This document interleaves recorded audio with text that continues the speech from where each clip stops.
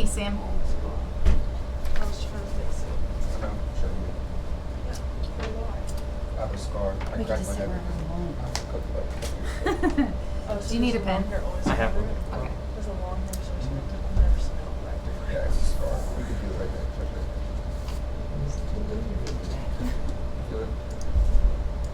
Yeah. Like, I was, my long hair's always covered it. But, basically, when I was at my friend's house in 8th grade, we were playing a game. Like a video game. And I raged. I went back like that, and there's a marble table around it. Oh. Cracked it open, there was blood going down. Heads blew bad. Yeah. I didn't get stitches. I just Did they dug super it glue? out. No, I just dug it out. Just like that. Just let it scab over. So they look at a nice little scar right there. Nice. I feel like it's like a rite of passage for every boy to have a scar on his head. I feel like every kid I went to school with had a scar on their head somewhere. I got one right here, then I got. Zeke's was in his eyebrow.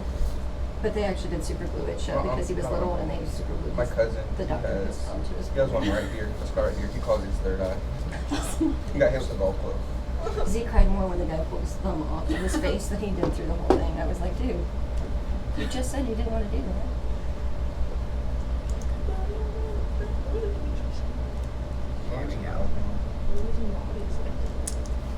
Okay, does anybody have PowerPoints for their presentation? No. Okay. 10 points deducted on that. Josiah has one. Yeah, sis. Yeah. Josiah turned in I'm just Says teasing. slides. Just teasing. Is it Tease a teach little but not required? Yep, exactly. I've read that 4 So times. basically, no overachievers. That's what we've learned Hey, today. but we are achievers. But no We did meet the overachievers. requirements. Yeah. We C's get achieved degrees, not D's. the but bare C's. necessities. C's get degrees. That's right. Amen. Okay, so this is their first debate. And we've had some technical difficulties already. So, the McCubbin boys are doing theirs on YouTube. Okay. And we have to then, watch that yes. first? So we'll watch theirs first. And then, Liv and Katie will then present their findings after that. Okay. And then with Skylar and Joe and Jamal and Dimitri, they're gonna both come up and do counter. Like we did last time. Yeah, yeah. So we are gonna watch the McCubbin boys first. Okay. Are they the affirmative or the negative? Positive. Make sure I fill out the right sheet.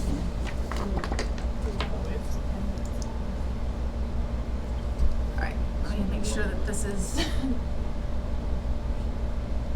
I wonder if I'm gonna have to Watch a camera between their bedrooms. take a break Between because this is a YouTube one.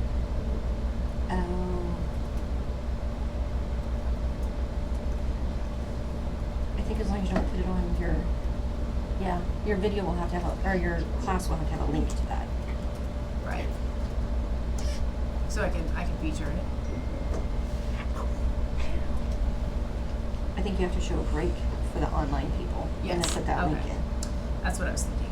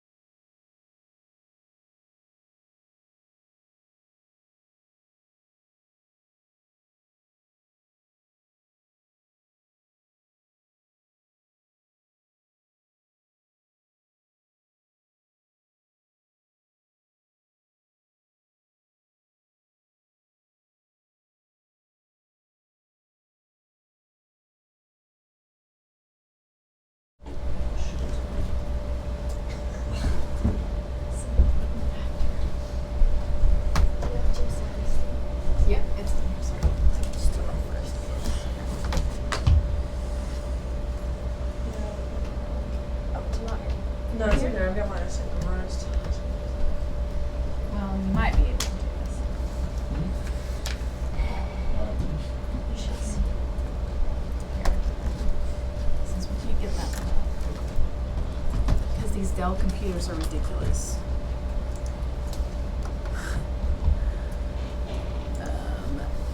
Hello?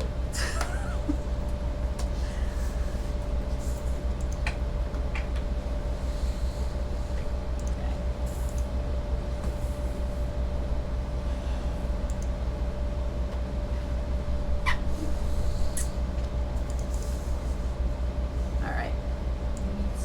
Huh? Make it big. Oh, this. Okay, there you go.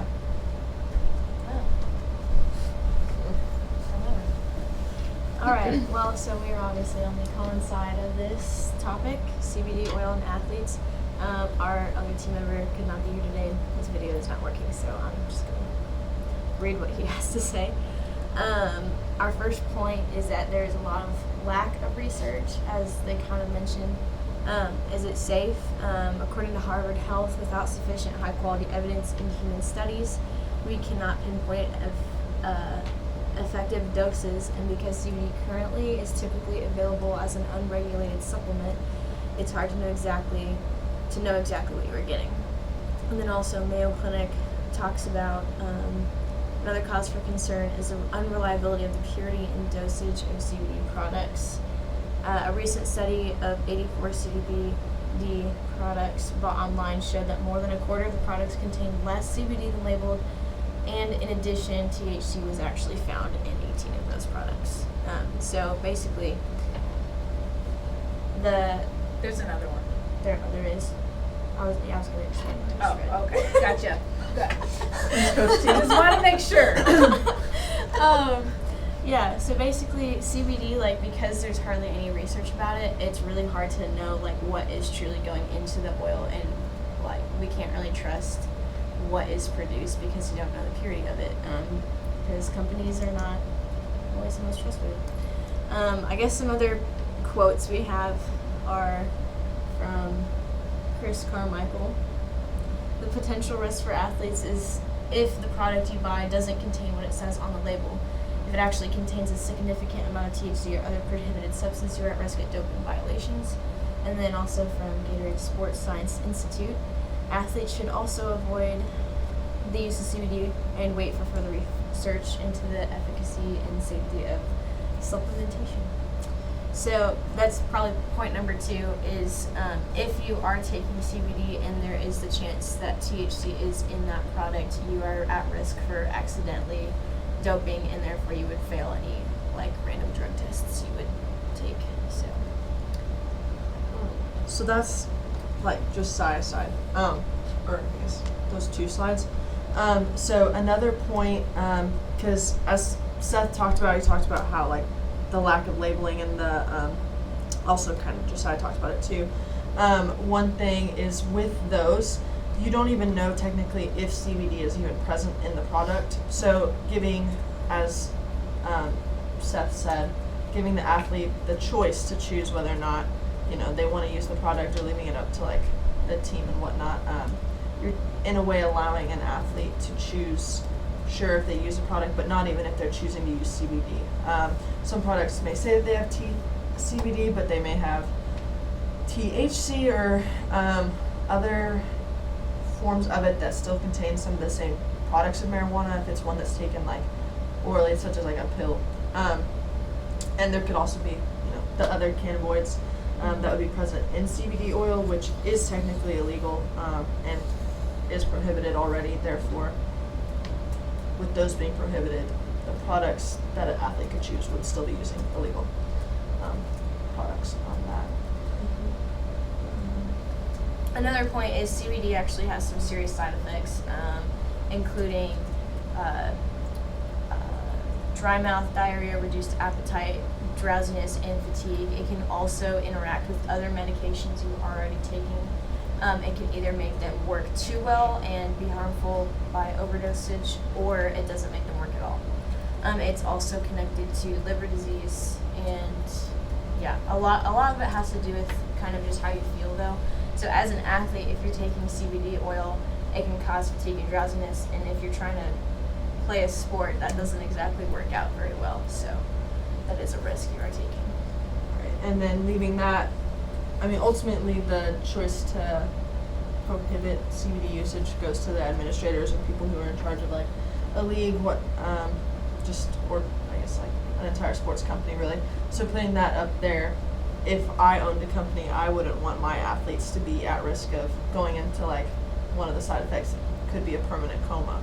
You know, I wouldn't want to be held liable for allowing my athletes to use those products in that sense, or even risking having athletes that, you know, drowsy, that have all these side effects, could have internal like bleeding, liver disease, all these different things, and just know that I like had the liability on that for allowing those things, knowing that there were these side effects and knowing that CBD products have yet to even have full research that's not preclinical that would prove that they are truly effective.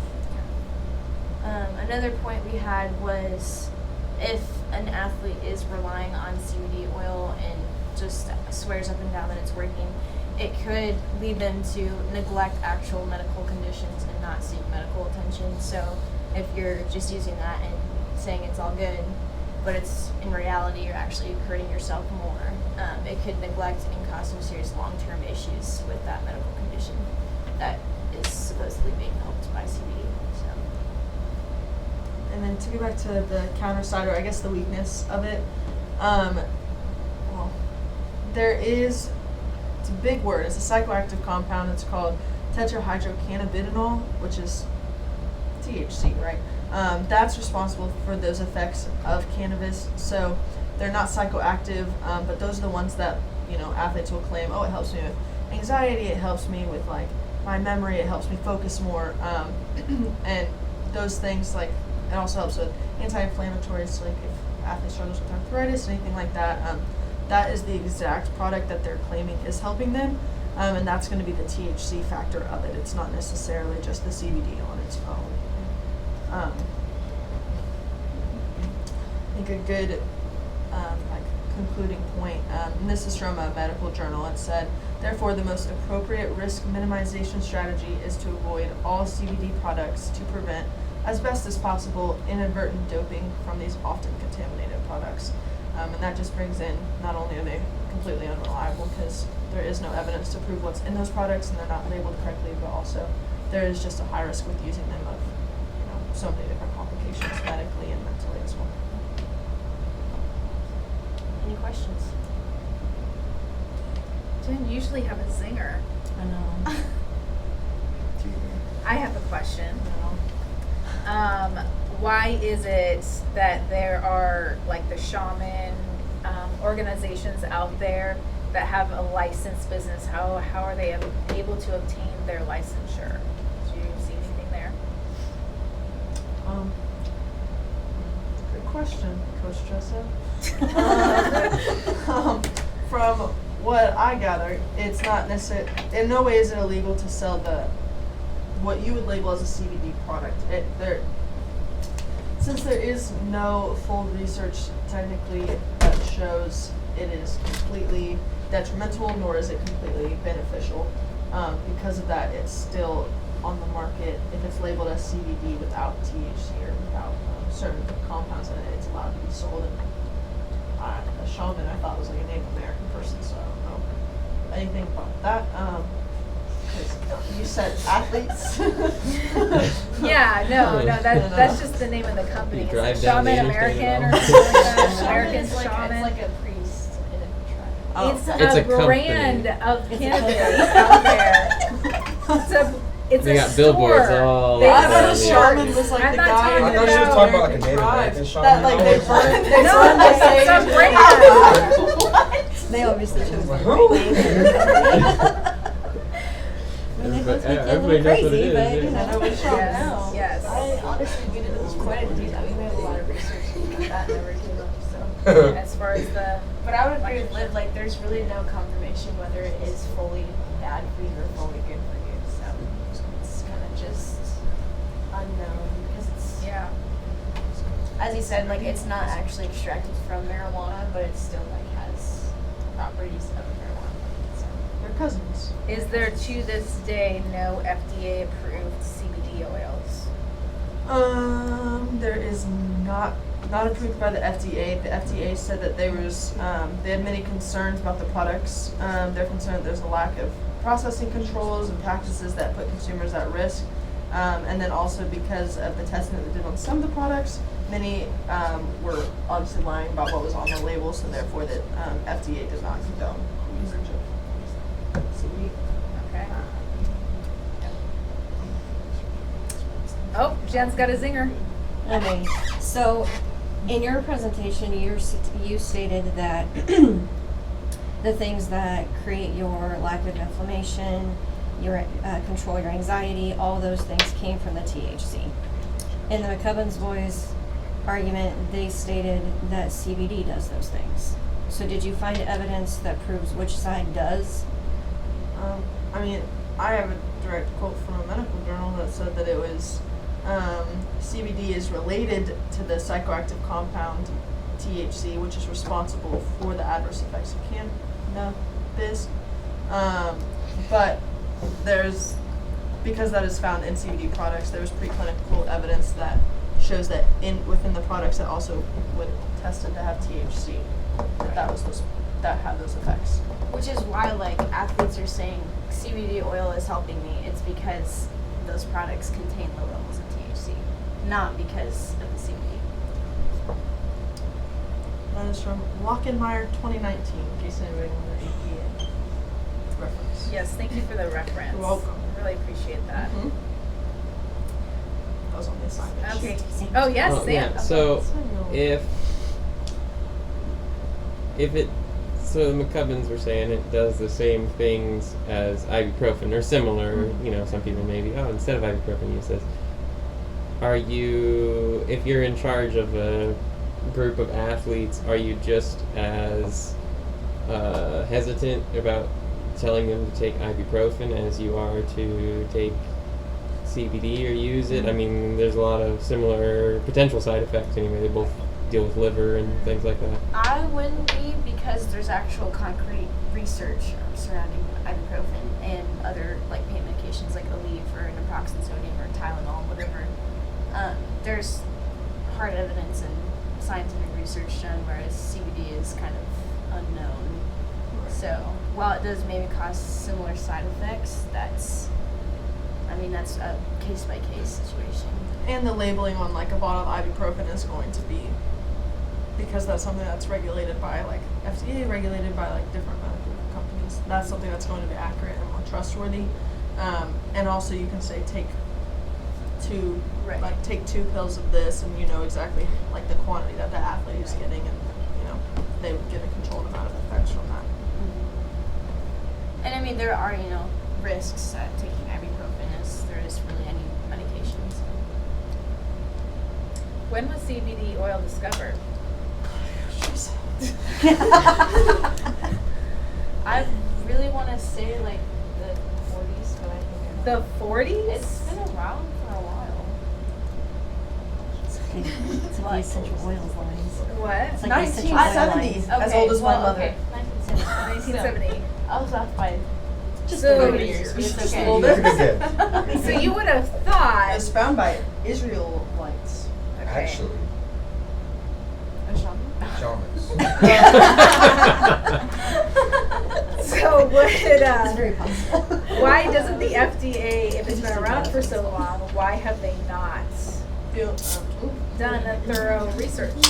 The only thing that they have allowed it to be used for is epilepsy, because so it's in preclinical trials. So though it was discovered, it wasn't necessarily. I mean, it was discovered by people from Israel. So it's not like the United States had a hold on it immediately or anything like that. So however long it took for it to get from like common village usage over there all the way to over here and whatnot. So if we subtract that time, and then it.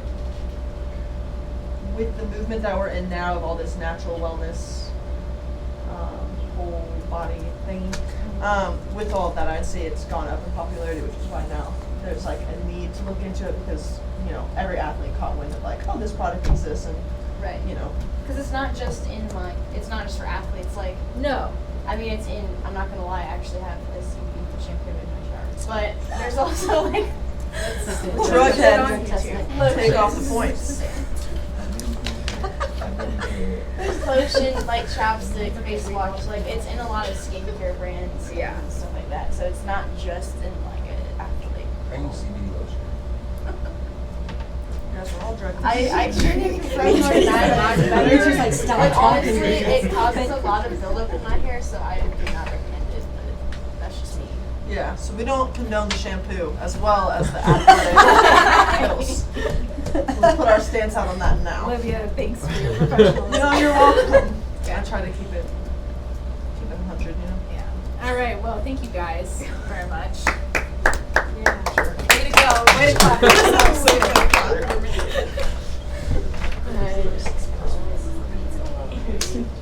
just want to go. Okay. The four of you can come up here. Yeah. Oh wow, all at once, huh? Don't get too excited, guys.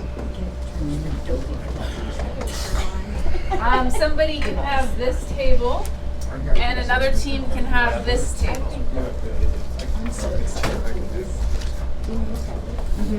They can go first. They can share. Okay.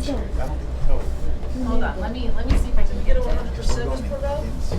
Nobody's got 100%. There we go. Oh, you Now can look do at it. it. Well, I know Samuel gave us a 0 because Katie So- takes CBD. Yeah. I don't take it, bro. Why are they use it sitting? anymore? Like I don't know why they're sitting. Because it's gonna be pretty easy. I'm just gonna cross my leg and Right. just Right. like I'm this. not ingesting. So you're more of like a sauna Yes. paddle or a high Yes. Stand when your time is. Who would? Okay. So first of all, I just needed an introduction from both teams. I got the introduction. And then we will go point, counterpoint, point, counterpoint. Okay? Yes. Floor is yours. Sure, if you want to. Okay, so for our topic, we are in support of transgender athletes competing in their sport of choice, with the gender of choice. Okay. Introduction. Oh, that's it? Okay. All right. I'm gonna read it. Okay, you read it. All You right. read your introduction. So, in today's society, a very controversial topic is whether transgender athletes should be allowed to play in sports at all levels. For some, having trans athletes compete is unfair, while others see this as inclusive of all. But there's a fine line that we must navigate when it comes to this topic. In this paper, we will be in this debate. We will discuss the following reasons on why trans athletes should not be allowed to compete in sports with the gender they identify as. And my following reasons, and then Demetri will get into his reasons, is the body composition, the strength, and skill gap, and the fairness between the two. Mine. Oh. Are the competitive differences, the physical disadvantages, and the skill differences. Okay. Sounds good. You may begin. Are we countering that? So you're gonna pick one of your points, and then they'll counter. Oh, okay. Yes. You want me to start? Yes. Alright. So a big issue that transgender people struggle with is mental health and depression. So not allowing someone to participate in their sport and with the gender that they identify as could add on to that and cause more depression, anxiety, all that stuff.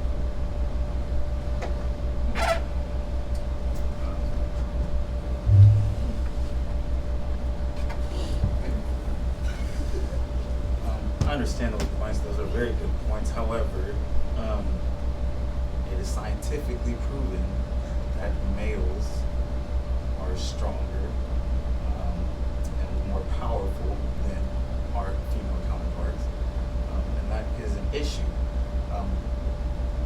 Mental health is important, but also risking someone's life from getting contact or getting hit from someone who's bigger than them could result in injury, put them in the hospital where they can't play that sport that they can't enjoy any longer. So that would be my counter to that.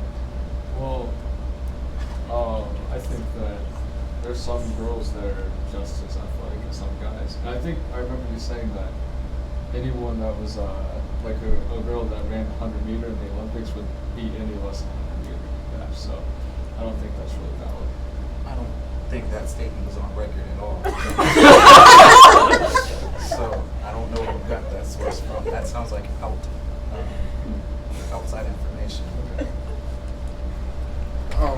So when it comes to that statement, it is proven. So according to according to this study, it says that women produce generally only two-thirds the amount of strength applied force than men produce. So men produce a lot more power compared to women, just naturally, biologically, because men are naturally more, they're built more to withstand more labor than women, and they exert more power because right here it shows that men have more type 2 muscle fibers than women, and type 2 muscle fibers are built to exert more power. And type 1 muscle fibers for women that women have is built for a greater capacity for recovery than men. So the recovery time is for men muscles is more quicker, but the men exert a lot more power. So Can I add on Yeah. to that? Yeah. And in a study done by the Library of Medicine, it found that trained male athletes are 40% to 60% stronger than female athletes trained in the exact same workouts. This study is done based off strength and power of both genders. And this information is important when competing with male athletes. For example, South African runner Chester Semenya was investigated due to her overwhelming success as a junior runner. After a gold medal win at the African Junior Championships, 1 month later, she would receive another gold medal, beating her previous run times by 25 seconds in the 1500 meter run and 8 seconds in the 100 meter run. Of course, this sparked concern, and she was asked to do a sex verification test to identify her sexual orientation. Upon which, it was found that Semenya was diagnosed with a rare hormonal defect called hyperandrogenism.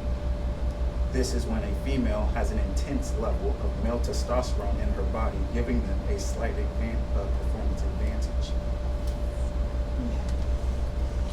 While I see your concerns, there are many medical options for those who would like to transition to put them at a more equal playing field. It can even start as young as a child, right before puberty, are able to take puberty blockers, which prevent them from going through puberty for a while until they are old enough to start taking hormones, which would, I don't know. Change their gender. Change their Hormone genetics and their hormones. Yeah, it would basically change how they grow up, I guess. For people who are of older age, there's also what's it called? Hormone replacement, down surgery, lower surgery. A lot of leagues that allow for transgender athletes to play in their leagues have a testosterone requirement where they cannot be above the requirement. They have to have their testosterone lowered professionally, obviously. So that way they are at a more equal.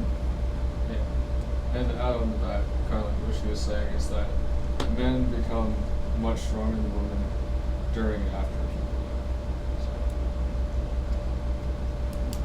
To quote you, you were mentioning that there are treatments that you can take where they level the playing fields. I would disagree with that due to the case of Leah Thomas. Thomas was not. Give me one moment. Apologies. Leah Thomas was the first trans woman to win a national title in the NCAA Division I swimming this year, 2022. Thomas would transition in the summer of 2019 to 2020. Prior to her transition, Leah's 500 freestyle time was 4 minutes, 18 seconds, 72 milliseconds, as a male athlete in the 2019 season. This was 10 seconds slower than first place winner Townley has for the University of Texas, and 8 seconds slower than the second and third place winners. Of course, Thomas's time was not fast enough to compete or win against his male competitors, but at this time, Thomas was still favorably 13 seconds faster than 2019 women's 500 freestyle winner Brooke Ford for the University of Stanford. She would swim a 500 time of 4 minutes and 31 seconds, 0.34 milliseconds. Sorry, excuse me. Some would argue, like you, that this time between Thomas and Ford are not that significant, but in the sport of swimming, time is important. Being half a second faster is the difference between gold and silver. However, that 13-second difference that I mentioned is faster than any 500 freestyle time by any women in the collegiate sport. In fact, Thomas holds the NCAA women's record at 4 minutes, 33 seconds, and 24 milliseconds as of 2022. Thomas, in his pre-transition stage, is 6 seconds faster than U.S. Open 500 record holder Katie Ledecky, and 10 seconds faster than pool record holder Leah Smith in 2016. Thomas's 2022 record is questionable and might prove that transgender eligibility should be accepted, but this 500 time only comes after undergoing hormonal therapy, meaning Thomas underwent the medical influence to decrease the hormone levels in his body. Though Thomas has undergone therapy to replace these hormones, he still has one major advantage: his height. Standing at 6'1", Thomas has a 3-inch advantage over Olympic female swimmers. Thomas has accomplished more within 2 years of transitioning than over 322 female swimmers have accomplished in their 4-year college careers. This makes Thomas better than the average and slightly above average female swimmer. Back that up. According to PubMed, this is quoted from them. It says a stabilization of the gender gap in world records is observed from after 1983 at a mean difference of 10% between men and women for all events. The gender gap ranges from 5.5% in the 800-meter freestyle, 18% in the long jump, and the mean gap is 10% for running performances, 17% for jumps, and 8% for swimming races, then 7% for speed skating, and 8% for cycling. The top 10 performance analysis reveals a similar gender gap trend with a stabilization in 1982 at 11.7. Despite the large growth and participation of women from Eastern and Western countries that coincided with later published evidence of state institutionalized or individual doping, these results suggest that women will not run, jump, swim, or ride as fast as men.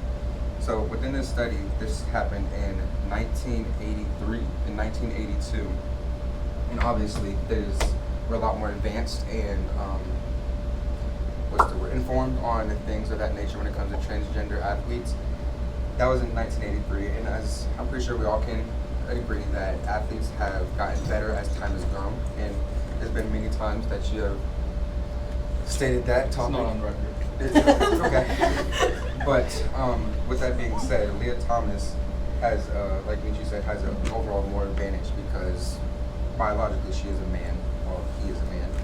But the floor is yours. Just thought I could give you the statistic.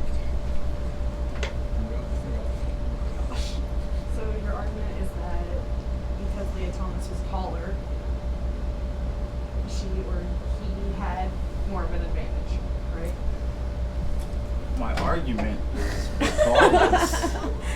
regardless of the hormonal therapy, with a time of 4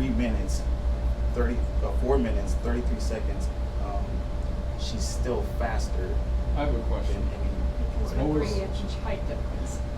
What was her time before and after transition? Her time before her transition was 4 minutes, 18 seconds, 0.72 milliseconds as a male athlete. What was it after? Yeah. What is it after? After transitioning, it is 4 minutes, 33 seconds, and 2.4 milliseconds. 2.4 milliseconds. 15 seconds slower. That's about that. 15 seconds slower, but still managed to break the record for the collegiate D1 swimming within 2 years of transitioning. She's had a whole year to do this transitioning therapy, and still came out on top.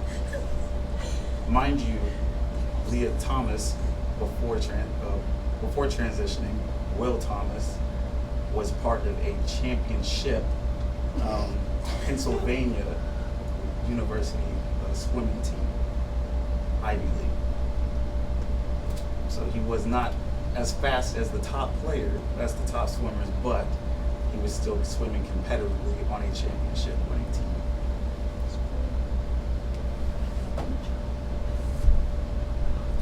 And just to add on top of that, one of my other points that I have in here is just the fairness between it. So I'm pretty sure we could. You have a question? Yeah. Hey, can you sit up? We can't see you. Yeah. Is there a 6'3" woman swimmer that's like born woman? Sister. I do not know that, but Katie Ledecky, Olympic swimmer Katie Ledecky is 6 foot flat, Okay. and she holds the Olympic. But what was the gap between her and 6'3" person? The gap between them is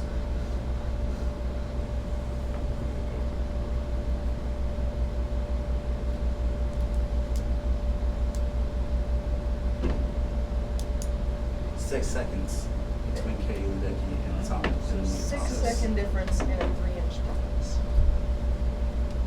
I rest my case. I thought That Leah was Thomas gonna- was 6'1". Kind of She fit my is 6'1". argument. Well, Katie Ledecky is 6 foot, So it's a difference. 6'1". So it's the but the difference. average. I thought she was 1 inch difference. You No. just said 6'1". Leah Thomas is 6'1". The average That's your 6'4". Olympic. Yeah. The average Olympic or collegiate swimmer is 5'9". Okay. So he has a 3-inch difference on the majority. But at the elite level, the only person who holds the record for him in the same 500 freestyle is Katie Ledecky at 6 foot. So then you could argue if any other woman above 5'12" or 5'11", that makes sense. Sorry, that's my bad. 5'11" to 6 foot could keep up with him just as easily as him. I would counter that by saying that this is one person. One person is Right. 6 seconds. It's only one person. This is Katie Ledecky out of But it's over possible. 2,000 But it's possible. annual. It's possible. I talk numbers. I don't do possibilities. Possibilities are. You're talking about a bunch of 5'5" girls. So that's 5'9". 5'9". That's about my height. Yep. And your height. Yep. Yeah, they're gonna be somebody who is closer to your height. Like, it But doesn't mean- if I remember correctly, you're saying that the therapy evens the playing field. So really, your argument should be that regardless of the height, you should be able to win. Are you telling us how to argue? I definitely am. I haven't heard much.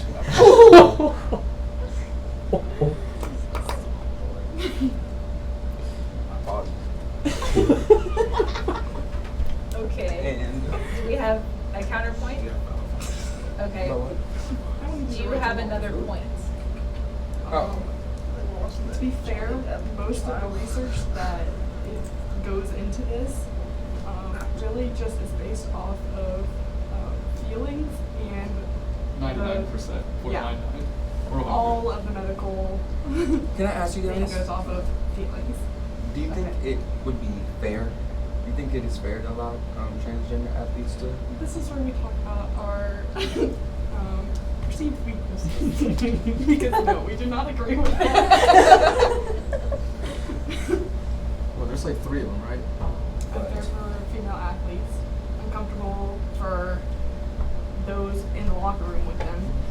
And it's unbiblical. Those are our perceived weaknesses. Oh, Right. I already read it. And your perceived strengths. I don't think we have that category.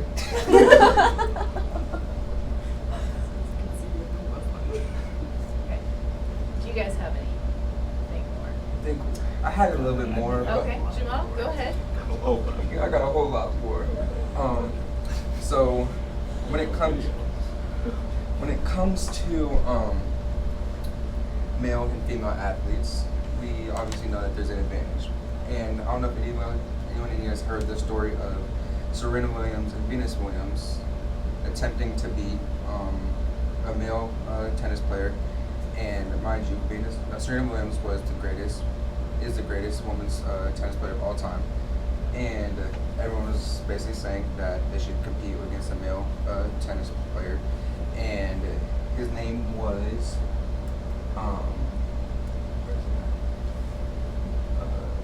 something Bratch. So What year was this? Huh? What year was this? So crucial. Trying to find it. Jill, I'm ready for my coffee break. 1998 Australian Open. And so, in this being said, Serena Williams, the greatest at the time, and Bratch, he was ranked 203rd in the men's category. Huh? Yeah, Cardicine Bratch. He was ranked 203rd in the men's category of the tennis. And then Serena Williams obviously ranked number 1, and Bratch ended up beating Serena Williams 6-1, and then beating her sister Venus 6-2. And so therefore that shows men have an advantage, even if they're very subpar in their playing field with their men, like they're, same sex. And then women, Serena Williams being the best, she still was not able to come even close to a man in his they're both their sports. I was trying to find the word, but I couldn't. But that's just another point. And so coming to that goes to fairness, and I'm pretty sure a lot of this argument that you guys are going off is based on feelings. But if you ask any student athlete that is a female, 9 times out of 10 they will agree with this thing, the statement of being said that it's unfair and that it just takes away from the work that they put in, allowing a biological male to come in and dominate their sport.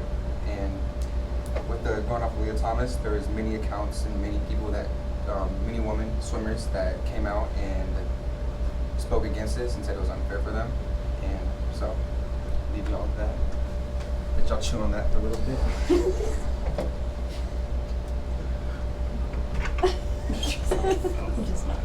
You got some more?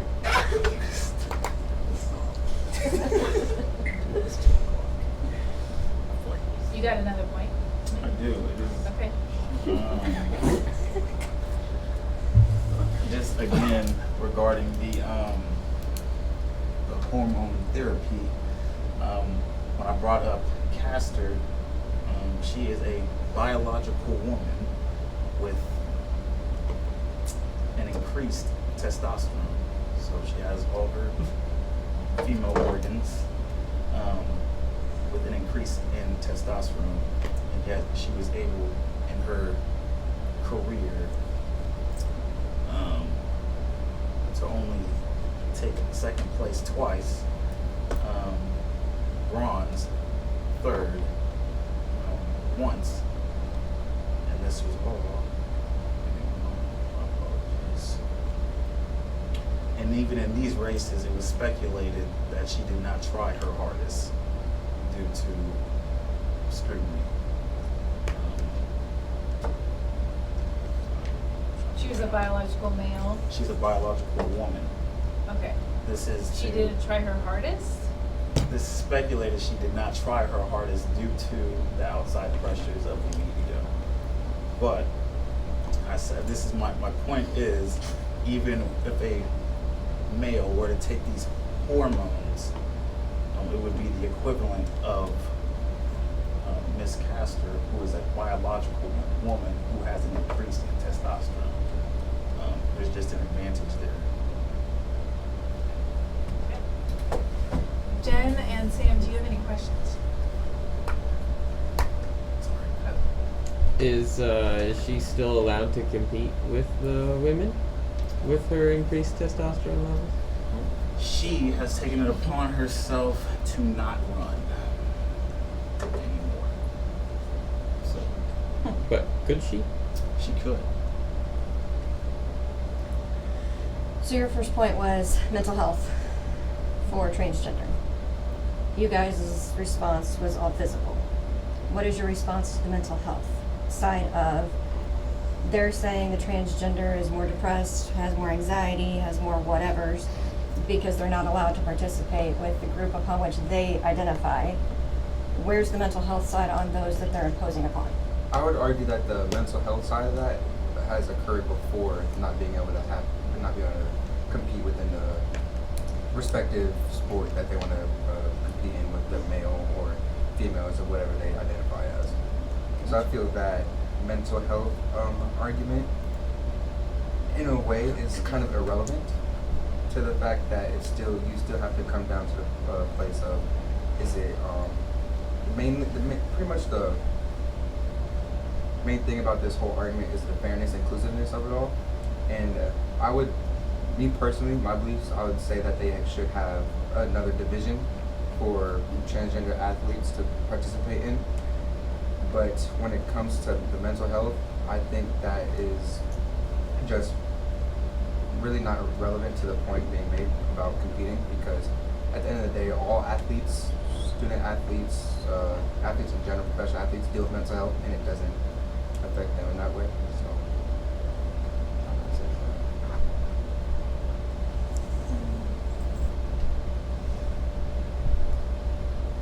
So what is the standard for officially becoming a female? What is the timeline of supplements and everything else that needs to occur? I didn't read the exact timeline for supplements and stuff like that as to like only taking those, but for like having surgeries or anything like that, like a man must be on hormones or whatever other pills that they're supposed to be on for 6 to 12 months before they're able to receive any surgeries. Okay. And then in order to compete at the NCAA venue, because I think that's the only thing that they can compete in right now in their gender, what exactly do they have to do? Do they have to have organ transplants? What is the final say of, yes, you are officially cleared to play in the sport that you identify in?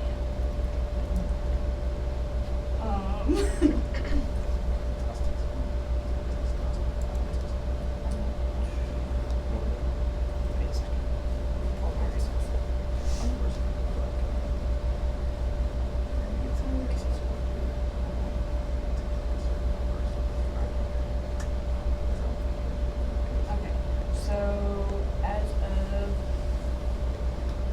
for the 2022 Winter Championships, 4 weeks before the dates start, they're supposed to submit their documentation, but it says that the documentation must demonstrate compliance with the 2010 NCAA policy, which calls for 1 year of testosterone suppression treatment. It should also document 1 time serum testosterone level that falls below the maximum allowable level for the sport in which the student athlete is competing within 4 weeks of the championship. So within 4 weeks. But it has to document an entire year of it. An entire year's worth of transition? Of testosterone suppression. Okay. And then the same thing is true for female, or is it different to transition to a male? See, there's not a lot of research behind that because there are some that Well, yeah. there are very few that transition from female to male that actually want to play in the male sport, that aren't like runners or in that kind of a sport. But So there's a- it strictly says transgender student. It doesn't say whether they were born female. Is there, maybe all of you can, or one of the four of you can answer this. Is there a bigger number of male transitioning to female in the sporting category? By how much of a percentage?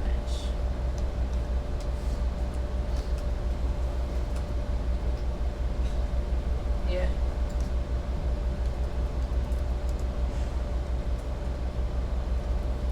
In an interview with Leah Thomas, there definitely are more males transitioning. However, the number of transitioning period is very small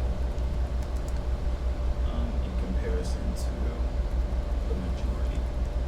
Very, very small. I don't know the exact number, but it is very small.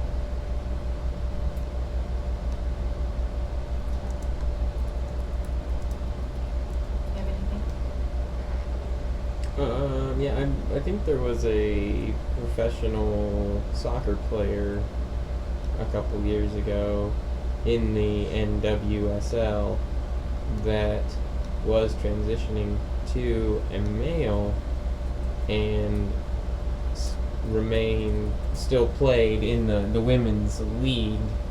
Is that an option for women that transition that is not available for the men that transition? Can you say that again? So there was a woman playing professional women's soccer, So transitioning, biological woman transitioning to be a man, who during and I believe after transition continued playing in the professional women's soccer league. Is that something that should be allowed? If you're having biological men transition and compete with the women, should not the biological women who become men also switch leagues or sports or whatever? I feel either way with that soccer player, he'll have an advantage because he's in transition to be a man. So his testosterone levels are significantly higher than women's testosterone levels. Because I believe that they kept their testosterone levels below the required number, whatever that is, for them. But yeah. So they could be legally, they could legally be legally playing could stay in on the this women's side. playing in the women's side, but with a sleight of hand. with I don't know how much. That's what I'm asking. Is there advantage to that? Should they be at what point do these athletes have to play in the other Category. in their Maybe. chosen gender or Maybe. their transitioned gender? Whatever Maybe a it better is. question would be, what is the average testosterone that a woman carries versus one that is in transition, and what is the max that they're allowed to have, or what a man traditionally carries? Because there's, like, normally, genetically, there is a significant difference. Yeah. But if they're putting a number on it, then theoretically, if a man is born with low testosterone, does he have to say he's a woman in order to play sports where does he not qualify to play a man's sport? No, it's not Like, here. you know what I'm saying? Does that kind of go with what Yeah, you're- just like the what way is that. I think to answer your That line question, is- Sam, I think I understood it. I think in an interview with Caitlyn Jenner, formerly Bruce Jenner, he actually criticized males who would transition and compete with women. And this is Caitlyn Jenner. You know, this is big time Olympian, big time runner. So no, I don't believe that. I think the line is drawn is when you can say, okay, there's just, you're obviously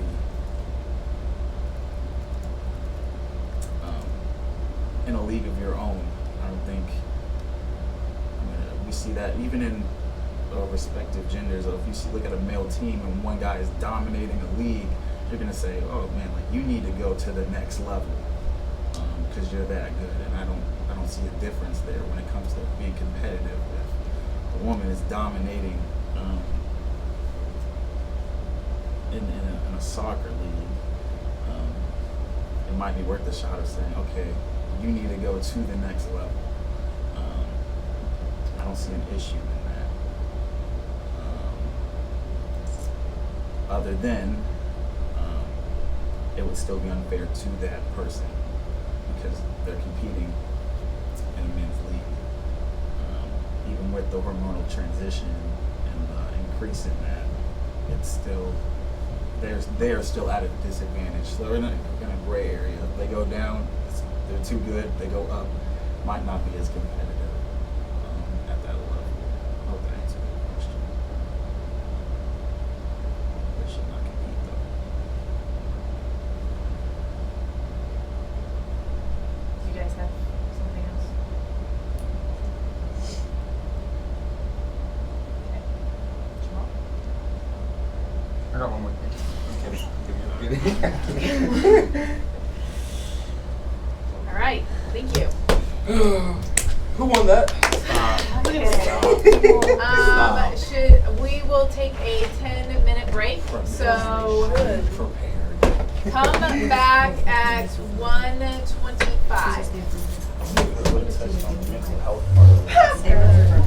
Why would it be you? Yeah, I mean, get. I need to chat. Let me out! Hey, Captain. Good job, Skylar. You did great. I'm not kidding. Every article, every journal I read was literally just like, you're discriminating against them. I got nothing for that. That's not, yeah. We talked about it yesterday at Coach's House too, and they were talking about like when it's not even just an athletic thing, like trans women who go to a women's prison are getting women pregnant in prison. Oh, that actually just happened. Yeah. Like it's an actual That actually thing. happened. They had Because to take them they're out trans of the women women's. who don't, So they're you know, identifying get as a women, vasectomy or whatever it's called. Yeah, Not a vasectomy. that actually just yes. They don't. vasectomy. It is okay. Yes. So they don't get that. So then they're going and raping women in prison since they're technically they're biologically men and getting them pregnant. Uh-huh. But they're still, I'm a woman. Like that makes oh absolutely my no flipping gosh. sense. You know, okay. Anyway, Let's take a break. we can go all day.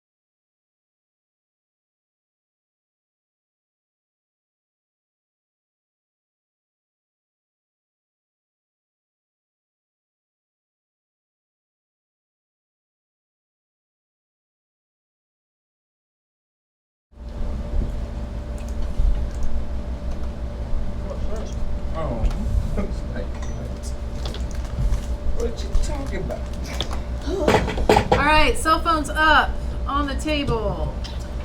Got some important things to cover. All right, we're gonna do a couple things in class today that's gonna set you guys up for your quiz that you will be taking next week, Monday. This quiz involves 2 parts, but let me just tell you that it is both legal and ethical terms. So today, first of all, each one of you has been hopefully working on your paper for ethics. Paper. Your paper, your persuasive paper for ethics. Within that, since you're not able to see everybody else's papers, we're going to go over those different ethical viewpoints. Plus, you guys, and I did this for your sake, you guys will need to memorize these terms for the legal portion.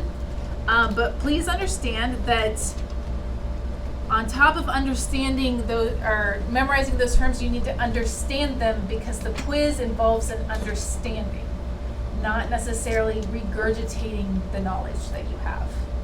Okay?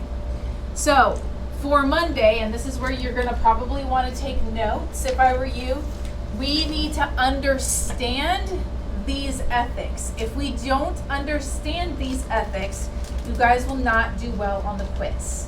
Okay? So I'm trying to put it in easy to follow terms along with examples so that way you understand them moving forward into your test on Monday. Okay? So, that's next Monday, and your what is due next Monday? Paper. Your And paper like 10 is due assignments. next Monday. Solid 10 all day. Okay?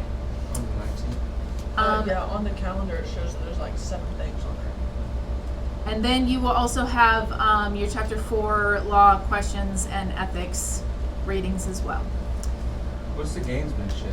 Well, we're going to get into that. So, we're going to talk about these sport ethicists that we have. So, a couple of you guys have a paper, and hopefully we are coming to an understanding of what each ethicist is that you have for your paper.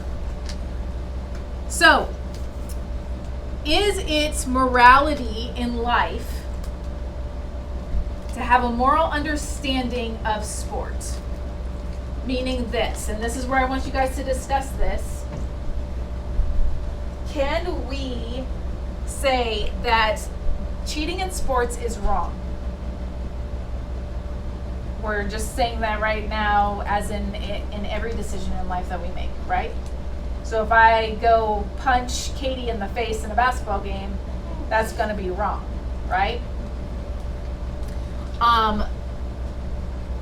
But sports and a game is just a game. It can be its own whole different arena, right? But yet it's not. It's also a part of our everyday life, just like going to a job is a part of our everyday life. So here's the scenario that I want us to discuss. All right, so lock yourself in. Here's the scenario. And Katie and Skylar and Dimitri will be on one team, and Jamal and Livia, and when Joe comes here, will be on the other team. A volleyball player in a game touches the net after she blocks an opponent's hit. The block goes down and the player is awarded the block. The ref did not see the touch at the net. The player tells the ref that she touched the net and the point should be awarded to the other opponent. Should a player do this or not? And how should a coach handle the situation? Okay? So I want you to kind of come up with your strategy of should he or shouldn't he. So you guys are going to be pro that it's okay to touch the net. Oh, perfect. Okay? What? No. And you guys are saying it's wrong, that what the player did was right. But I don't want you to say, like, as in the player went up to the ref and said, I touched the net. Yeah, we don't like that. Right? No, you do. No, like you that. do like that. I thought you Well, said they're, I we're thought you said against they're it. pro touching that. Yeah. We're pro touch the net. You guys tattle tale on yourself. How does Yeah. that make sense? We're pro touch the net, not tattle. I just told you you're tattling on yourself. people. You guys are really good at arguing. You should be able to knock this out. I don't know. I never. I actually was this kid. So Oh, I was too. I was 100% this Really, kid. guys? And no one cared though. The ref, They okay. really don't. Just don't care. But, We were always taught if you touched it and the ref did not see it, or don't make a big deal about it, just move on with your life. yeah. I was told that, but I didn't always. Exactly. That's what we always did. I Too, got- because yeah, I friends took were that like, one. like literally, no, I literally did it the other day. But wait, don't give me a subjective answer. Come on, guys, this is easy. Some concrete stuff. It's the Concrete. Concrete. When the ref says goes. Exactly. That's literally it. That's literally it. They're trying to win. They're trying to win into the game. I don't want to try. Okay, one That more was minute. disgusting. What is that? I don't I'm like sorry. milk and I don't like ice in milk. I got a problem. It's in high in soda. That's disgusting. Cream in it. It's delightful, actually. This looks like Pepto, but Okay, so what Demetrius point? has tried Italian sodas with cream. Oh, you don't like That's them? so funny. Oh. He believed Davis me too. Yeah. I like Mounds better though. I understand. Now you got a lot of snacks. Bro, it's $3.50 and I got a Mountain Dew. I know they Okay, changed the prices this year. you guys ready? No, you don't have to like Uh-huh. it. Give me your findings. Okay, Proverbs 12:22 says, "Lying lips are an abomination Oh, my to the Lord. Lord, but those who act faithfully are His delight." So, So when- yeah, you got it. So obviously when the ref did not see that I tipped the ball at the net, and so the rule is if obviously when you're playing volleyball, if there's a tip at the net, usually the line judge or the two judges will go tip, but if the ref didn't see it, and I know for a fact that I tipped the ball, I would rather go to the net and keep my integrity and let him know that I actually touched the ball and Touch yeah, it. touched the net. And I thought it was touching the ball. But either way, it's both of them lead to a point for the other team. So I'd rather keep my integrity and let them know like I touched the net, the point should go to them, and then eventually maybe I'll get rewarded for that. It also doesn't say if we like were winning or losing. So if we were winning and we touched the net, why would we lie? What do we gain if we're like up by 20 points? Would you still do it? if That's you not lose very it? Do realistic. you not think a Oh. sportsman like to tell the truth about what happened if Okay, it gives you a 6-7 point? points is still a lot of points. It's sportsmanship, If you're within 10. which is a topic that we're talking about in this class. Sportsmanship, Demetrius. It's ethical and it's moral. And ethics. It's moral. Morally, it's the right thing to do. Yeah. What are those fruits of the spirit? Love. All right. A lot more than that. Counterpoint. All right. As athletes, as we all are or have been in the past, Don't put me in there. Okay, she put me in the has been in the past category. I'm sorry. I wanted to be all inclusive, okay? I'm still an athlete. Didn't just go away. That's fine. Okay, anyway, Wanna do one of those? it's kind of a known thing that it's just like what the ref Respectful. says goes, okay? Whether or not the ref saw something and was calling in favor of the other team, regardless of that, that is between the ref and God and himself. Okay? Whatever the ref says, like we can argue it for better or for worse, but it's like, are they gonna change their mind or not? So. But isn't your integrity between you and God too? That It's is also- correct. However, It's almost taught. the ref is the authority in the game, so what he calls, I've never seen a ref change their mind. So, It's If okay they- to check the authority. it's okay to be truthful. Yeah. It's with not an that he was authority. wrong, it's that he didn't have the wisdom. Just we're going by It's not that the ref called it wrong, it's that he didn't know. He didn't know that we touched the net. Well, there's always those like He dirty didn't refs see. too that will like didn't call see. something that's So you're not assuming right. he's a dirty ref. And the That's thing not says he didn't see assuming. it. So I'm didn't. saying I have that a there's life always that example. possibility. Okay, hold on. Let him finish the points. I mean, that's really it. I mean, just, it's the ref's call. Yeah. Okay, right or wrong. There's no right or wrong answer to this. Huh? Okay, hold on. Let me preface this. As a coach, and this situation. If you had a Oh. player go up to the net, so all of you are now coaches, you had a player go up to the net when it's like 20-19 and say, I touched the net. You would go up to 25 points in a volleyball game. I touched the net. They get awarded a point. It's now 20-20. Okay. So what would you guys condone that? Or would you go up to the person and say, hey, a ref is supposed to be the one in authority of the game. They're calling it. So by you going up and giving them the right call also shows their inadequacies. Therefore, at that point, nobody is going to trust what the ref says. Which side would you go towards? I think that's As a tricky. coach, correct? As a coach, I'm telling him not to say nothing. you're not going to say As- anything to the player? To the player, I'm gonna be like, why'd you do that? Okay, so you're going to ask them why they did that. Which is fine. There's no right or wrong answer to this. Get subbed. he's I would in say, trouble. like, He's in trouble. I would tell my players, like, hey, like, what the ref says goes, don't. I wouldn't necessarily tell them to go do that. But if they did do that, like, that's their own integrity, and I'm not going to shame them for that. So, I'm saying. Neutral. Okay. I kind of with Katie. Like, I think you can't judge, like, or you can't reprimand a player for having sportsmanship. Because that's not necessarily always a quality you can teach. So, like, if that were my team captain that were to do that, that's something that I would, like, not necessarily saying, like, I'd be overjoyed that they did it, but it's also something that, like, to uphold their integrity as a captain and whatnot. Like, they were honest about that. Obviously, what Okay. that's mission. What do you think, Skylar? well, I'd actually tell them that they should not be going up to the ref and telling them that, just because as somebody who played volleyball for a while, that is something that was drilled into our heads. I didn't play for the same team for very long, for many years in my life. I played for several different teams, and every coach told us, if the ref doesn't see it, you don't need to go out of your way to tell them, Yeah. because they have at least 4 people watching for it, and if none of them got it, that's not on you. Okay. Yep. Dimitri?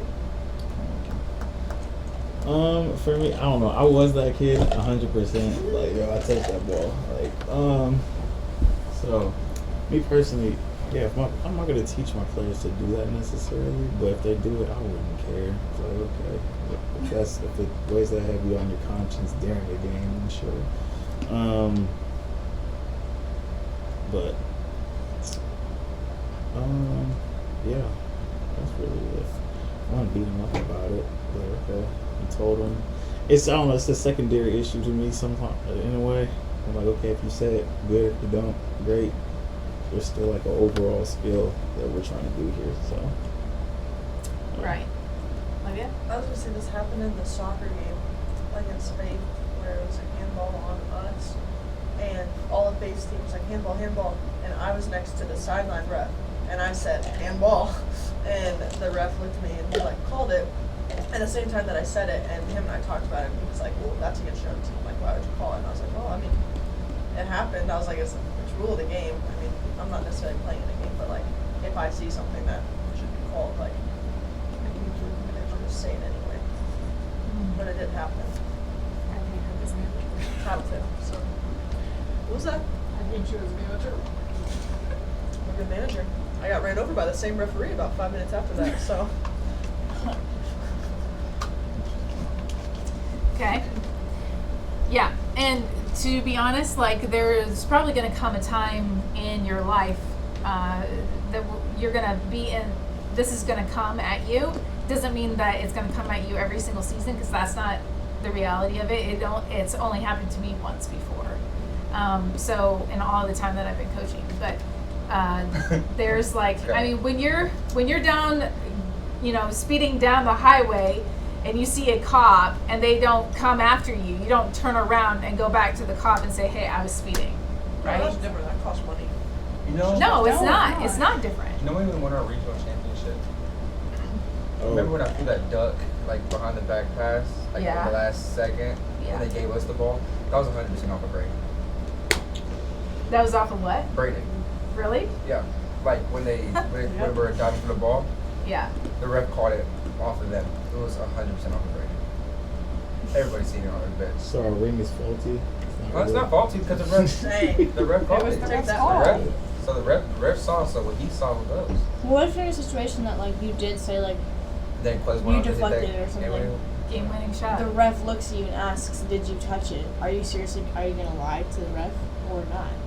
It I'd depends. say I'll straight up tell It him. depends. Yeah, I'll touch it. It depends. Yeah, I was gonna say, I And, don't like, think if it's that- a really, if it's unless like it's middle of very- the game and I like touch it, I'm like, yeah, I touch it. But like at the end of the game, stuff like that when it's close, Yeah. I didn't touch it, man. No. Yeah, Olivia. If it's What? not super Well- obvious, like I'm gonna argue my own point because in the state championship for the like lacrosse team that I played on, it was like Team US. There was I was playing goalie, and I had the ball in the net and I was going to throw it. You good there? It was awful. I was standing in the goal and I had the ball in my like little fishing net thing, and I went to throw it and it went backwards and it went in the goal. Like it would have been. A point on them, or for you, for them. She would have scored her own goal. Yeah, On and her own. it went over the line, and a girl was up there. She said, "It went in, it went in," and I picked it up and I threw it away. And the ref goes, "Did that go in?" And I was like, "Outside." So I'm going against my own point because sometimes there's pressure from situations. That's valid. That's valid. Yeah. Well, and he should have been aware. He Yeah. should have seen that. You're getting paid for this. Yes. You gotta. Yeah. And it was like a Team US game. Oh my God. gosh. Matters a That lot. was so off of break. I was like, yeah. I was like, I see it go off of break, and I was like, that's us. That's us. So again, where's the morality in sport, right? So sportsmanship as a moral category. Anybody have that paper? You might not.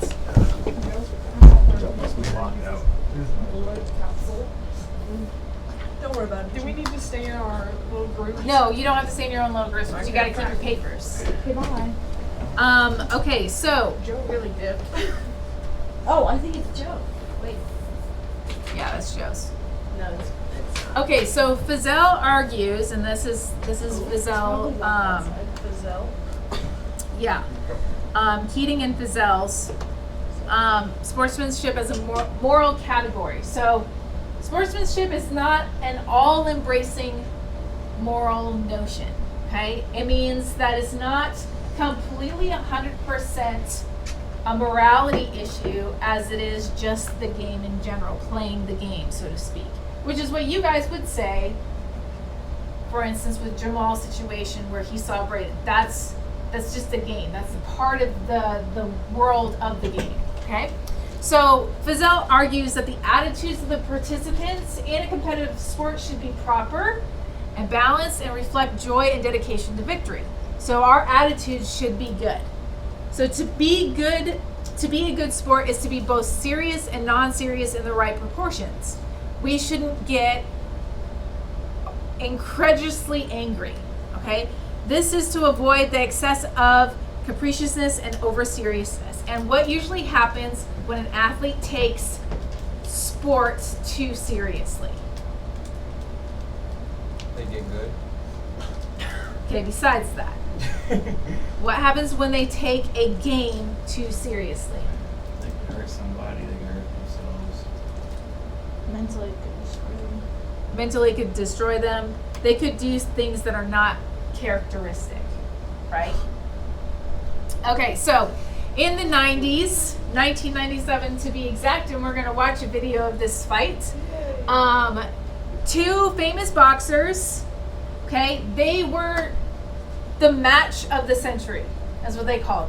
And Mike Tyson was, had just gotten out of prison. He'd been in prison for 3 years.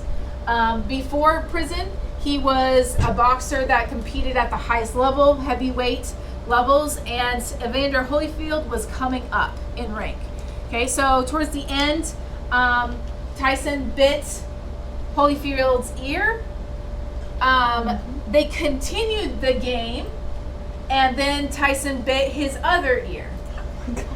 Okay, and then at that point, the match was ended. Tyson was disqualified. The game was done. Evander Holyfield then wins the championship. Okay, as a result, so remember, Tyson just got out of prison. As a result, Tyson was fined $3 million and had his license revoked. Now, again, towards the sport ethicist, sportsmanship, okay, is not taking the sport as serious as a life or death situation. Did Mike Tyson take the sport and the boxing match too seriously, to the point where he would willingly harm someone? Now, the first round, it doesn't show specifically that the Evander Holyfield's ear was necessarily bleeding a lot, but the second round, you could see blood coming off of his ears. So we're gonna watch a little bit of the fight, so that way you guys can get an understanding of what took place here. Finally, the contract was signed, and the biggest fight of the 90s was on. November 9th, 1996. Tyson and Holyfield meet for the heavyweight championship. A duel in the desert. Finally, it is a showtime! As soon as the contest begins, Mike threw a right hand that rang Evander's bell like a notification. It was how Holyfield knew the fight had really started. He's so strong, it's unbelievable how difficult it is to move, Mike. Tyson counters Holyfield with a brutal body shot, and Holyfield doubles up his hook low and high and circles off. Everybody knows what they came here for. More of what he wants, it's a sort of boxing match rather than just a big slugging. It's going to be one shot and that's it. Close a lot. We were wondering, a straight right hand by Tyson that landed. He's kind of smart. He's trying to smother Mike by actually getting to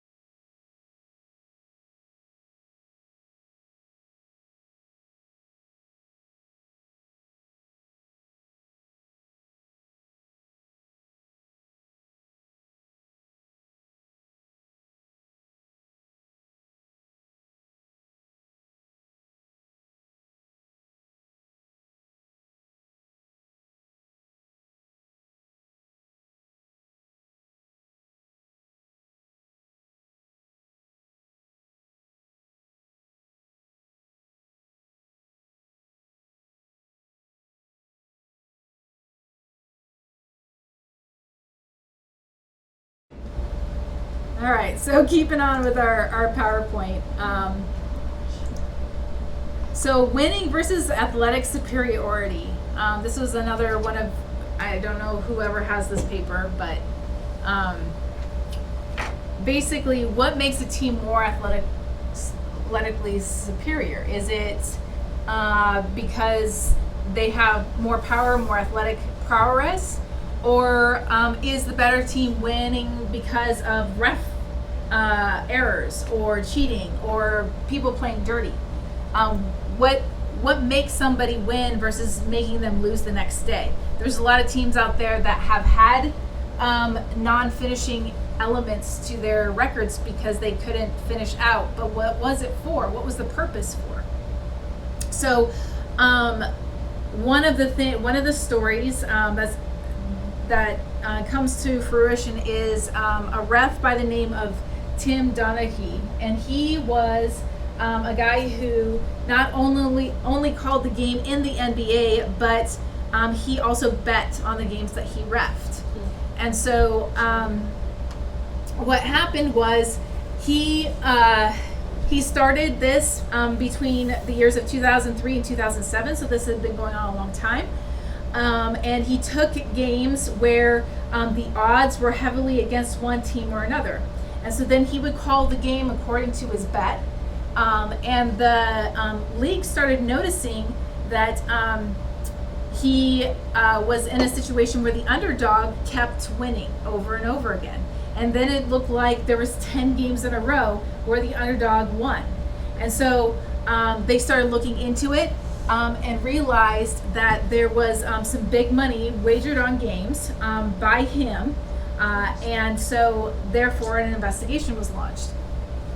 And then what happened after that was an announcement was made, and I thought that this was really good, and it attributes to this category within the sportsmanship realm, because refs have to hold the integrity of the game, right? They have to be the ones that keep it on a level. And so he then put this quote out: "We would like to assure our fans that no amount of effort, time, or personnel is being spared to assist in this investigation to bring justice to an individual who has betrayed the most sacred trust in professional sports, and to take the necessary steps to protect against this from ever happening again."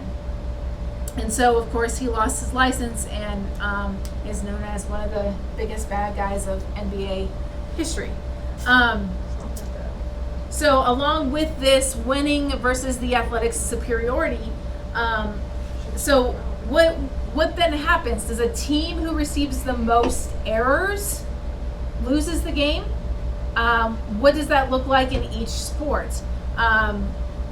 If we are not playing fair, and we're looking to skirt around, what does that look like? So gamesmanship is not anything that's good. Gamesmanship is things that are bad, but play along with the rules. So, for instance, psychological trickery, trying to mentally get the opponent out of their head and produce fear within their opponent. So, for instance, when you go and grab somebody's jersey in a basketball game, is that morally right? Grabbing somebody's jersey. What about nudging them off their course? That's just part of the sport. Is it? Nudging them off their course is pulling their jersey, isn't? Well, the jersey is like more like. That's just to, like, irritate them. Yeah, like it's, I don't know the word. It's very targeting. Whereas like pushing somebody off the court, like that's not necessarily like. Off the court or course? Course. Off their course. Oh, even better. That's part of, that's part of the game. You Okay. do that in every sport: soccer, football, Yeah. no matter who you're up against. Right. Okay, so what about boxing somebody out when they're in midair? No, that's dead wrong. That's what? That's wrong. That's dead wrong. That's illegal. That's illegal? When they're in midair, yeah. Yeah, that's like dangerous. Yeah, but lots of people get away And with they get a it. concussion. Yeah, a lot of people do. A lot of people get away with it, right? All right. What about like when you when you're boxing somebody out or you're defending somebody and you push them off their course. They can't get around you. They can't get anywhere towards Good there. defense. What? That's Good lost. defense. Good defense. What? That's lost. Okay. That's probably good. Okay.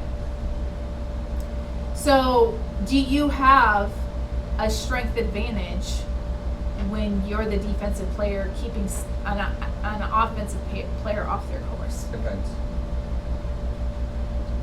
Depends on what? I'm an offensive player. How? Because there's ways to get around that. There's ways to get around it. Describe those ways. Say Mitri's pressing me and we're like pushing me, I can use his way against him. So like you can use your offhand on the offensive player, you can use your offhand. So if I can get my offhand in position to, he has some hand out like this, I can just like dribble, I can use my offhand and push him out of the way because he's pressing and using his, cause basically he has the legal guarding position to go to like have his hand right here. Mm-hmm. And so if he's making contact, as an offensive player, I have legal contact to just move his hand like that. But like you can't, like, I can't get into him and then push him him like off. that. Right. But you can still use your shoulder, you can use your Bar. Yeah. There's ways to get around it.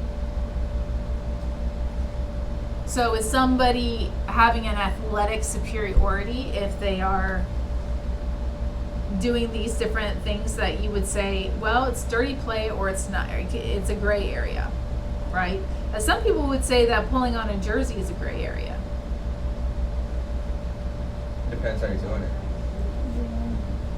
Okay, so you're coming off a pick as a defender and you're grabbing their jersey and holding them back. It's illegal, but you can get away with it, right? You go in the paint, somebody's shooting a jump shot, you're pulling them down. What? Yeah. I was trying to have second rule where you can like that's as much like just a grab. Mm-hmm. That's all you can do. Like when I'm on screens, like if I'm getting off ball screen, Like you get your I'll hand just get my hand, or just grab my right here and just run them off. Like I'll just run with them. It's like not like I'm yanking. I'm just staying. Just gonna. It's like more like an irritation. Yeah, it's like It's part of the game. As part of the game, some would say, and others would say, I would say like You're as gaining if an you're on the other Actually, side of it's it, soft. like, If it you don't- is. if you're gonna it's play. soft. Oh, okay. No, there's something that comes up with that. What? It is frustrating when other people grab your jersey, but like, Why would you cheat it? yeah, It's so frustrating for you. Exactly. It's not calm. Why would you do it too? exactly. Right. It's not like only one side's being allowed to do it. Yeah. But I mean, if you're just standing there, like waiting for the ball to push up the court, and someone's just standing there holding your jersey, I do that. oh, it drives me nuts. My friend Jamie, he goes to Manhattan now. Like on free throw line, he'll like pull your pants. He'll Yeah. Or he'll like untuck your jersey and stuff like that. Just dirty. Yeah. That is I just go gamesmanship. back to him. So again, cheating to gain an athletic advantage, doing something that's against the rules, so we know about the footballs with the New England Patriots. Houston Astros. Yes. Do we also know about Spygate with the New England Patriots? And they do that to like the Jets.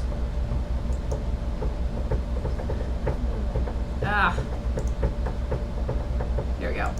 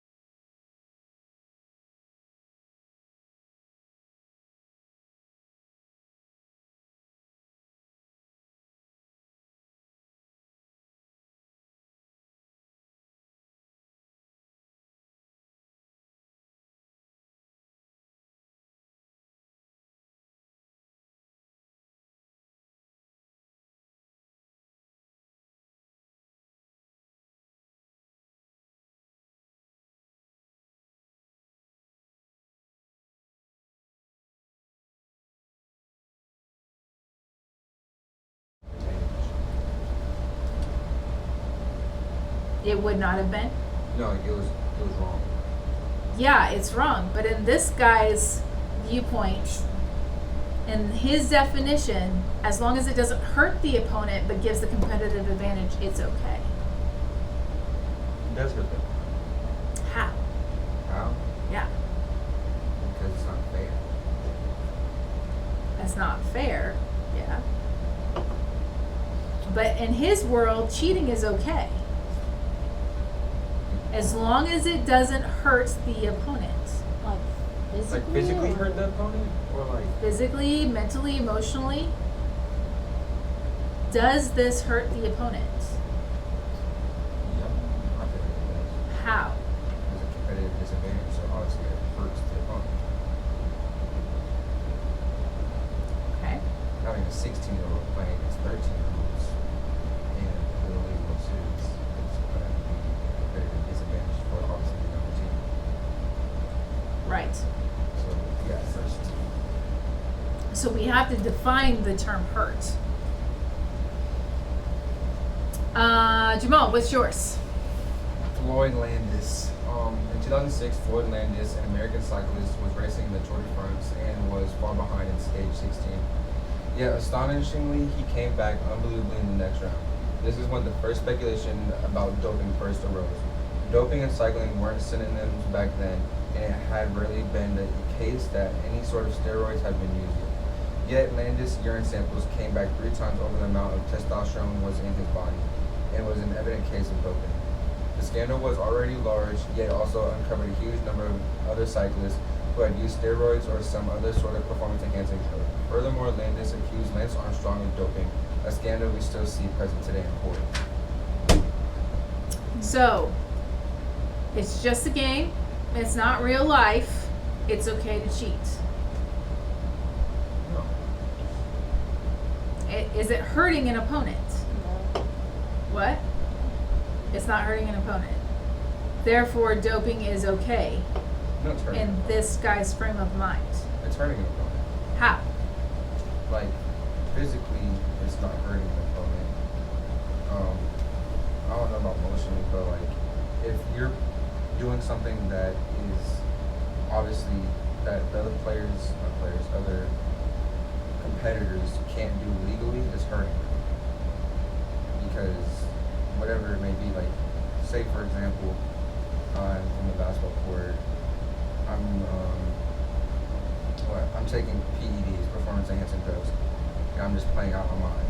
Like, it's gonna hurt the other team because me as a player, I'm exceeding my skill level because I'm using things that advance it illegally, you know, substance that allows me to play better than I actually should. So obviously it hurts the team, the opposing players. Yeah, because everybody else did what they needed to do. And this guy is cycling out of his mind in one day when he was 16th the day before. Olivia, what do you got? Reggie Bush. Oh, that's crap. Do I need to read it? Yes. Okay. Seems like everybody has an opinion about this one already. In the picture, I just didn't include the pictures. okay, in the picture to the left of Demetrius, Bush is taking a free fall to the ground. In many ways, that represents his football career as a whole. And it's tough. After completely and utterly dominating the football world as the Trojans running back, Bush was drafted number 2 overall in the NFL, and many thought he should have easily been picked number 1. Many thought he would revolutionize the position of running back as we knew it. Yet soon after the draft, allegations started coming out that Bush had received more than a bit of money from boosters. It was a debate for several years before last year he voluntarily gave up his Heisman Trophy. USC's championship trophy and wins as a whole were taken away by the NCAA for the 2005-2004 season. Furthermore, Bush never enjoyed any success, and his stats were trash season after season. Okay, this is very controversial. Let's talk about it. In this ethicist frame of mind, as long as it doesn't hurt the opponent but gives the competitive advantage, it's okay. Did this guy physically enhance himself? No. Okay. I guess if getting some Gucci enhances you, I guess, or some enhances his confidence. Get some jewelry, I guess. So, was it fair that he had to give up his Heisman Trophy? No. No, he didn't pay for it. He didn't buy the trophy. Okay. Did his physical prowess just was out of this world? Did his hard work pay off in attaining the Heisman Trophy? Yes. But I'm seeing Dimitri over here saying that there's an objection. I think, well, I know with most NCAA awards, like, it's not just on-field stuff that makes you eligible for awards. It's also like the classroom and how you follow guidelines and stuff like that. So if the NCAA had a rule in place about accepting money from boosters or whatever, and like he violates that, then that could be a reason why he should give up his trophy. But everybody takes money from boosters. That's all. Right, it just depends on if you get caught. Exactly. Was this cheating? Was this cheating at all? No. Like, if we were the organization, the NCAA organization, would this have been considered cheating? No. It could be like taken as reason to keep them there. Like if Okay. you wanted to transfer or And so something you like would that, transfer out? incentive. Controlling. That's what all it It's controlling the outcome, is. Yeah. controlling the outcome. Because We'll take care of you. NCAA used athletes for a very long time. And now they got NIL, allowing players to get money because people are starting to speak out on how they were profiting off of college athletes, making millions and millions of dollars, and they don't get anything. They get a little stipend. Yeah. I mean, is this basically just like a pre-NIL Yeah, situation? Yes. Yeah. Okay. Well, what the heck?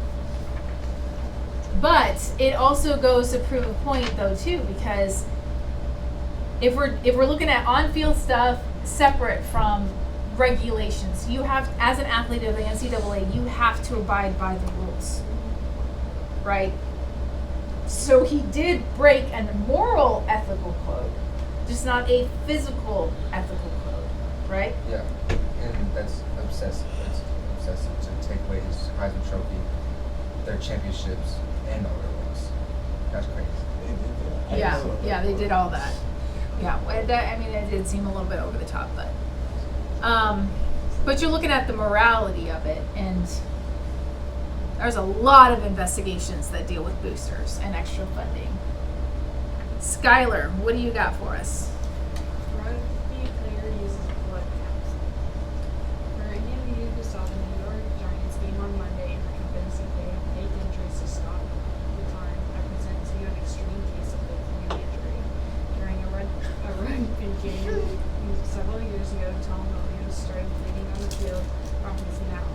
By no measure is this rare or the accusation that it was fake blood started flooding the papers. Here's the whole story. Club manager Dean Richards had promised Williams a lofty increase in pay if he agreed to keep a blood capsule in his sock and insert it in his mouth and invite upon contact to make it seem like he was bleeding and thus to stop the time. And the first problem occurred when, in front of live cameras and hundreds in attendance, Williams drops the blood capsule and had to pick it up and start all over again.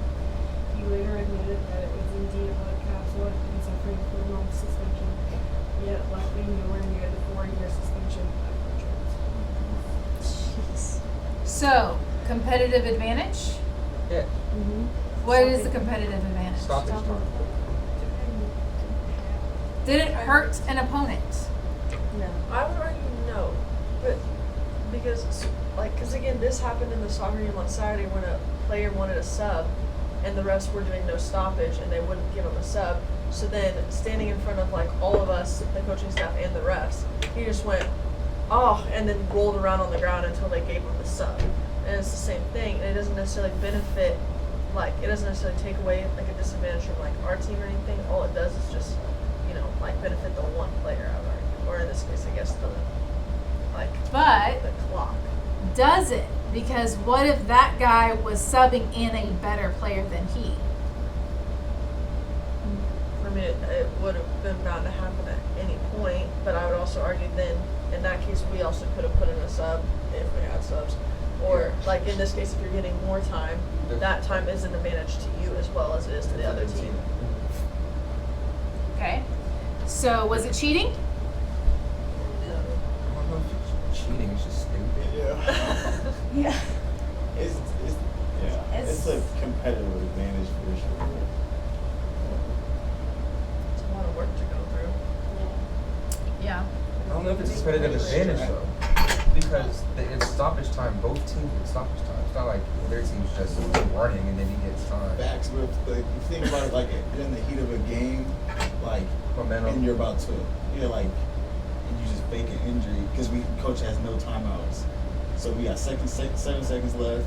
We get the ball, no timeout. Coach is like, we gotta have a plan. We have a plan. You just like, like, well, That's perfect. like that's an advantage because now coach can be like, you all right, Jamal? This is the play. Run it to Jonah. You all right, Jamal? You know what I mean? He's like checking up on you. Well, but then so It the could other be- team could do that too, though. Right, but the other team is not planning for you to write up a whole play to get the last shot. They're thinking, okay, this player is hurt or injured. Guys, stay focused. The only thing you're going to say in that time is like, guys, stay focused. Everything stays the same. Stay focused. That's I all don't they're know going to say that. defensively. But you're going to be like, run a triple screen. There's been times where in our games where a player gets hurt from the opposing team, coach calls us over and he starts talking to us. He uses that as True. not as a timeout, but it's a timeout in a sense. And the same thing goes for the other team. He calls his players over. Not really. He'll go out and talk to get his player, but the assistant coach will come up, and then the players are like talking. Oh, With nobody cares about Man, stop. Robbie had us. Wow. I don't think it's necessarily You don't think it's competitive an advantage? advantage that one person, for example. But it's just stupid. Like, Well, like if you got kicked where the capsule was in your sock, then your sock would be bleeding too. So I mean, it's just kind of just a risk factor overall. Who wants to eat a sweaty capsule? it's just dumb. This guy. Blood in their mouth. It's not real blood. It's not real blood though. It's fake. Ketchup. I don't know, maybe we should try it here and see what happens. That's what I'm saying. We should have thought of that last year with 5 people. Katie, what do you got for us? Harding attacks Kerrigan. You said what attacks what? Harding attacks Kerrigan. Hardin? Harding. Oh, Hardin. The last name. This is perhaps one of the more unethical, unsportsmanlike, and disgusting moments in sports history.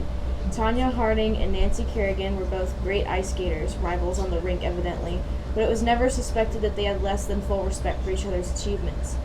Yet in 1994, a man struck Kerrigan with a metal pole on her leg right before the U.S. Figure Skating Championships. The video is dreadful with her crying and screaming, obviously in an unbelievable amount of pain.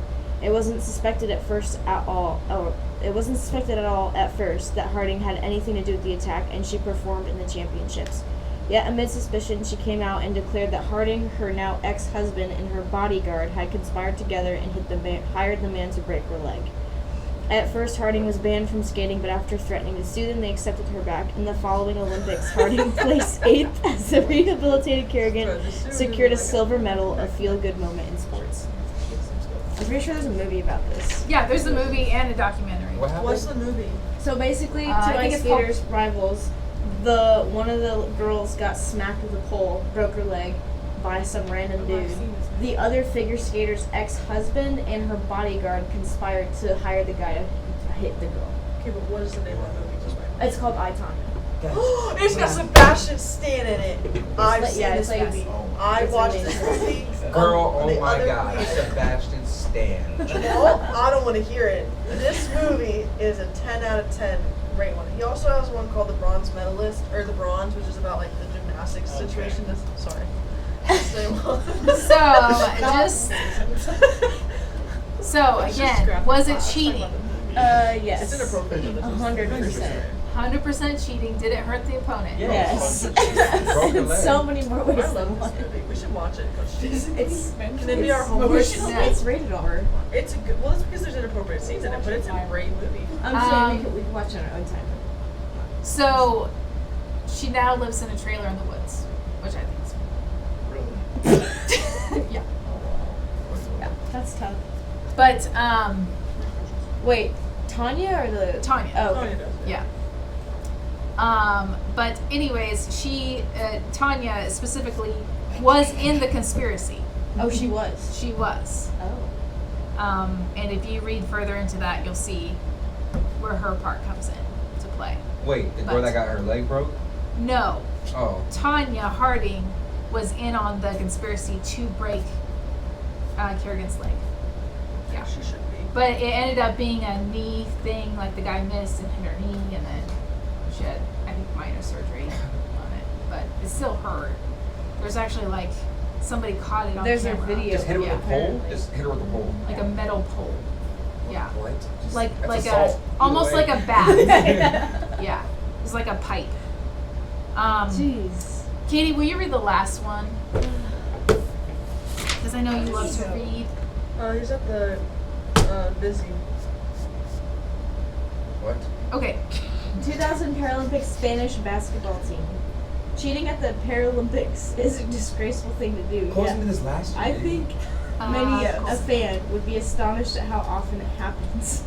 Perhaps none were as shocking as the 2000 Paralympic Spanish basketball team. The Spanish team had won gold medal in the basketball tournament, and for a while was deemed an honest and good victory. Yet, a Spanish journalist revealed to the managers of the tournament that most of the players on the Spanish team had not been checked for a mental disability. In fact, after further investigation, it was revealed that 10 out of the 12 players were in fact not mentally disabled. Spain had just wanted to win a gold medal. Yeah. That's cheating. That is Cheating. so messed up. Does it hurt an opponent? No. Yes. How? How? Dude, they're all people. You got a bunch of That's like the non-disabled lowest people. you could possibly go. Yes. It checks off all the categories except for physically hurting somebody. Yes. But it would be interesting to see what this ethicist would say about that particular one. It would have been fair if they had lost. All right. Who has the hand of God? No one. We've all gone. We've all gone. Huh? We've all gone. No. Paper. Oh. Maradona's hand of God. Oh, I'm going so fast. The paper. Oh, I know this. He passed away. What do you mean hand of God paper? He like Like the persuasive paper? I have it. The persuasive paper? Yeah. Me Yes. and Noah McCoven. All right. Of course you gave me this soccer. Here The we white go. men have found little space in this country. Can you What rewind? happened? Demetrius' Okay. head was right there. Okay, so this was in, and again, this was in 1986, so there was no replays. So all you could do was trust what the ref could see, okay? No replays. This was in the World Cup, 1986 World Cup. Panama. Was it Panama? Argentina versus England. The white men have found little space in this contest. Just not sure of all particular chair at the moment. Certainly it's been true of the England team. Haven't seen that much of Hodge or Trevor Stephen. Maradona just walked away from Hoddle then. Valdano.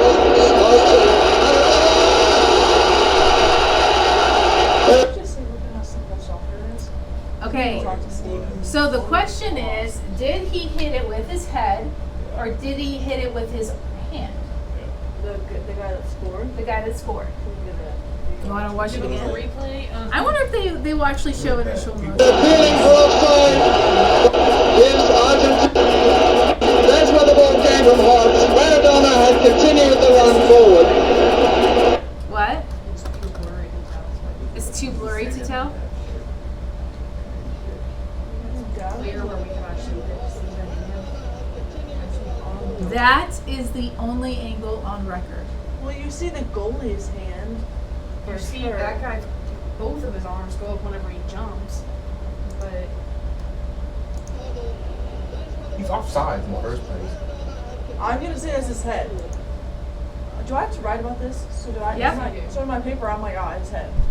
Right? Either You have to one. read the ethicists and what they say about it. Okay, easy. But I Okay, think watch it again. He's offside. No, he didn't have the ball. Yeah, for it to be offside, No, you have to not have true. the ball. No. You have 100%. No. Yes, in order for it to be professional- onside, you have to have possession of the ball to be past the last line of defense. Oh, The no. goalkeeper does not count. No. The ball's behind But him. remember, You this had- is 1986, That's what I'm so the saying. rules are You different. have a lead kick, but he does not have possession of the ball. Right. He's past the last defender for a shot. If he dribbled it, that's a header. That's an air ball, not a dribble. So in 1996, saying if when the Libya, ball in 1986, sorry, this was not considered offsides. Yeah. The problem was not the offsides, it was was it a head bunt or was it his hand? Okay? Well, I already just gave my opinion. I got a little patch right That's what I was Okay. there. You and Steve playing on Tuesday? How many of you guys One, two, think one, it's his hand? I can't tell. It's really blurry. I know it's really blurry. What would be your guess? It looks like his head by the way. Wait, can we watch it one more time? Yes. Okay, watch it one more time I want to see the way it bounces. and look at the bounce of it. Okay? If it was.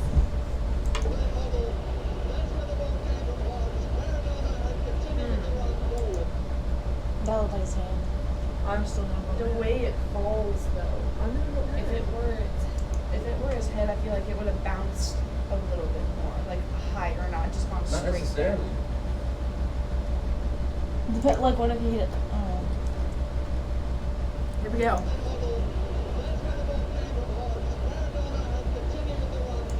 Well, so when you had a ball in soccer, right, you flick your head, and his head would have hit right, like, I don't know, like this way in order for it to have gone that way. But if it was his hand, he would have had to, his whole hand would have had to strike it sideways to get it to go down and left. Like, you can't just punch He that. was looking up. He's like, The ball comes out and you go like that. Uh-huh. Do you think it was his head or his hand? Well, if it was his hand, he would have had to go sideways and back. Like it Yeah, if it was him, you literally have to go like that. Okay. I think it was his head. You think it was his head? Thanks. Olivia thinks it was his head. Dimitri? I think it's his head. From that angle, it does look like he hit it. Skylar? That's probably Head or hand? Okay. Katie? I think it was his head. You think it was his head? Yeah. Okay. I don't know what's going on here. So there was an ethical essay that was written specifically for this particular event that happened in 1986. And so basically the official had to make a call right then and there. They did not have the aid of replay. And so this was also the only angle that was there. In order for them to really have sufficient evidence, you would have needed the other angle where they were facing, right? But they only had this one. So actually, in this theory, Maradona then did not break his social contract because he did not agree to co-referee his own actions. He called his hand the hand of God. No. It's a soccer. It's a soccer move, it's also a person. It's a soccer move, yeah. They did a soccer movie. So basically, what is considered fair play? How much do you attribute to the game? In this situation, in a World Cup, if you were to use your hand to make that goal, would you have admitted to it? World Cup championship. Was that the World Cup championship game? Yeah. Oh, no. This is where the referee What was the score? has What was the authority. score? What was the score? It was 0-0. I'm He saying scored the it. first one. Yeah, I'm saying it. I'm saying I use my hand if I do it. You what? I'm saying I use my hand if I do it. What would you do? If it's 0-0, yeah. Was it the end?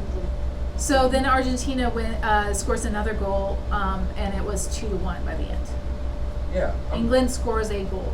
So if you were to take this goal out, it would have been a tie. Yeah. I would have said Penalty it kick. then. You said you would have said anything? Well, I guess like And since it was like the beginning of the game, and that's not a determining factor, like you have no way to know if like this is gonna cost you the game or not. So that's like also kind of If it's 0-0, I'm gonna say, hey, I use my hand. It's 0-0. It's 0-0.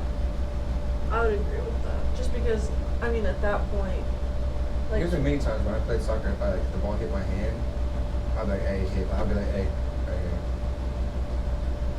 or you make it like evidently clear usually when you hit it with your hand. Like, I feel like a lot of people have like that natural sense of like, uh-oh. Like usually when they handball it in a soccer game, It's like you can usually see it on someone's face. You get that urgent sense of like, not like necessarily guilt, but it's like, oh, you know? Because like obviously like in soccer, like if it hits your hand unintentionally, then I'm like, oh, like the ball, like, because you have to like actually like make an attempt to like do it. Because like there's times like if say the ball gets crossed, and like you're running with someone who crosses, it hits your hand, it doesn't, they're not gonna call it a handball. Okay. So remember, he went up. Okay. His hand was raised. If you are doing this. Usually if your hand comes above your shoulder. Yeah. For the ball. Well, now rolls. Yeah. But if your hand was limp, if your hand was straight up, you could not have hit that ball the way that it then went, right? If you had a fist, that ball would have bounced, very similar to what a headbutt would do if you made a fist, right? So all of that to say is that if this guy admitted that he used his hand, it would have been intentional. Because otherwise, limp wrist, it wouldn't have done anything. Open hand, it wouldn't have done anything. It wouldn't have done what it did. Well, it's also just as unpredictable to have like if he had the intention of going up with his hand like that, like it would have been just as unpredictable as how it's going to bounce off the top of his head. But you're a professional athlete. You've headbutted all your life. You know if you come up and you can't make contact with the ball is now surpassing you at an angle. What's going to give it the extra? Right? You're a professional soccer player, right? I voted his head.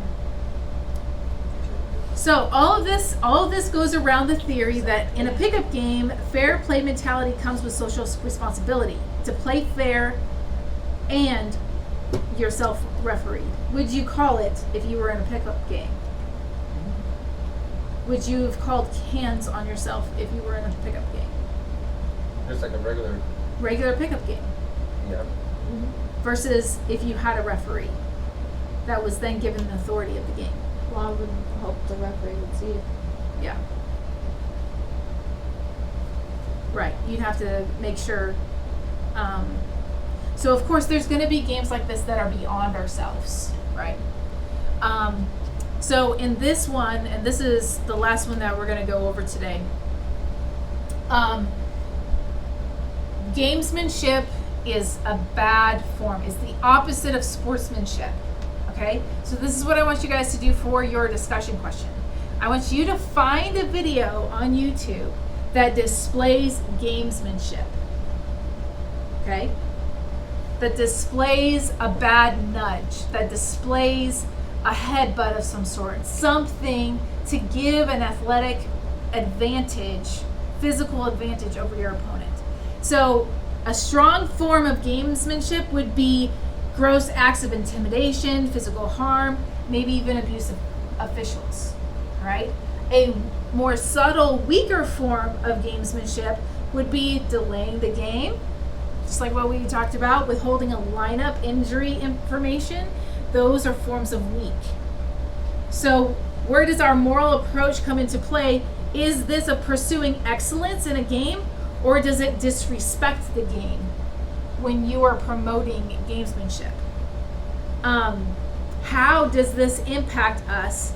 Because when we face opponents that instill gamesmanship, then does that give them a competitive advantage? So our moral approach comes into play when we see these acts and we don't like it. There's something within us that says it's wrong. Is it morally wrong?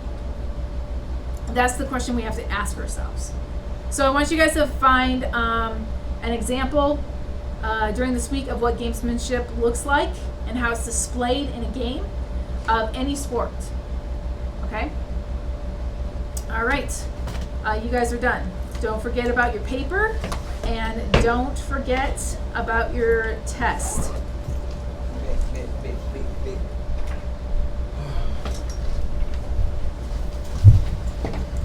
We just leave these papers. Yeah, just hand them back to me.